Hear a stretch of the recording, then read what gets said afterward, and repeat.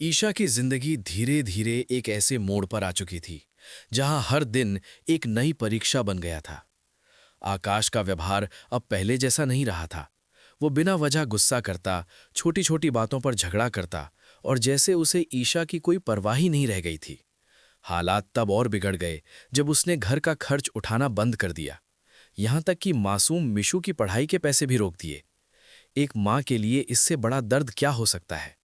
ईशा अंदर से टूट रही थी, लेकिन हार मानना उसे मंजूर नहीं था। उसने ठान लिया, अब चाहे जो हो जाए वो खुद कमाएगी, अपनी बेटी का भविष्य बचाएगी। काफी कोशिशों के बाद आखिरकार उसे एक नौकरी मिलती है, लेकिन किस्मत का खेल देखिए, वो नौकरी उसी ऑफिस में होती है जहां सूरज काम करता है। वही सूरज जिससे अब सिर्फ गलतफहमी और दूरी ही बची थी। जब सूरज की नज़र अचानक ईशा पर पड़ती है तो वो हैरान रह जाता है। उसके मन में सवालों का तूफान उठता है। ये यहाँ कैसे? उसे नहीं पता होता कि कुछ कर्मचारियों ने ईशा की हालत देखकर उसे चुपके से काम दिया था। लेकिन सच कब तक छुपता? दोनों आमने सामने आ ही जाते हैं। ईशा घबराहट में भी मुस्कुराने की कोशिश करती है और उसी पल सूरज फिसल कर गिर जाता है। एक पल के लिए माहौल हल्का हो जाता है। ईशा हंस पड़ती है, लेकिन अगले ही पल उसकी आंखों में डर उतर आता है। कहीं ये नौकरी भी हाथ से न निकल जाए। वो हाथ जोड़कर सूरज से कहती है, प्लीज मुझे मत निकालो, मेरी मजबूरी समझो। और यहीं से कहानी बदलती है। सूरज का दिल पिघल जाता है। पुराना रिश्ता, पुरानी यादें, सब कुछ एक साथ सामने आ जाता है। वो फैसला लेता है, ईशा को सिर्फ एक दिन नहीं, हमेशा के लिए नौकरी देगा। अब हर दिन ईशा ऑफिस आती है, मेहनत करती है और आत्मसम्मान के साथ घर लौटती है।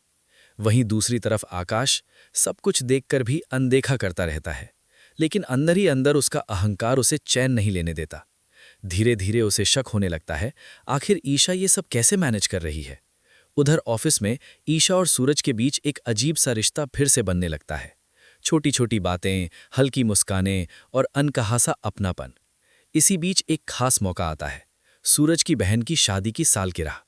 पूरा घर सजता है, खुशियों का माहौल होता है, लेकिन इस खुशी में भी एक तूफान छुपा होता है। ईशा पार्टी में पहुंचती है, लेकिन अकेली नहीं, आकाश के साथ। डांस का ऐलान होता है और आकाश, जो पहले से नशे में होता है, जबरदस्ती ईशा को डांस फ्लोर पर खींच लेता है। ईशा खुद को छुड़ाने की कोशिश करती है, लेकिन बेकार। और तभी सूरज का सब्र टूट जाता है। एक जोरदार थप्पड़ और पूरा माहौल सन्नाटे में बदल जाता है। आकाश अपमान से तिलमिला उठता है और ईशा को वहां से घसीटते हुए ले जाता है। उस एक पल में सब कुछ बदल जाता है, लेकिन असली तूफान अभी बाकी था। अब आकाश का शक और गुस्सा दोनों बढ़ चुके थे। एक दिन वो चुपके से ईशा का पीछा करता है, और जब सच सामने आता है कि ईशा उसी ऑफिस में काम कर रही है जहां सूरज है, तो उसका गुस्सा बेकाबू हो जाता है। ऑफिस में सबके सामने वो ईशा पर हाथ उठा देता है। ये सिर्फ एक थप्पड़ नहीं था, ये उसके आत्मसम्मान पर वार था। और इस बार सूरज चुप नहीं रहता। अगले ही दिन वो सीधे आकाश के घर पहुंचता है। दोनों के बीच बहस होती है और उसी बहस में एक चौंकाने वाला सच सामने आता है। सालों पहले जो गलतफहमी हुई थी, वो एक साजिश थी, और वो साजिश आकाश ने रची थी। ये सुनकर जैसे सब कुछ टूट जाता है और फिर वहीं से एक नई शुरुआत होती है। अब सूरज फैसला करता है, वो ईशा को इस दर्द से बाहर निकालेगा। वो कानूनी रास्ता अपनाता है और आखिरकार सच की जीत होती है। आकाश को सजा मिलती है और ईशा को आज़ादी। कहानी के अंत में सूरज और ईशा आमने सामने खड़े होते हैं, इस बार बिना किसी गलतफहमी के।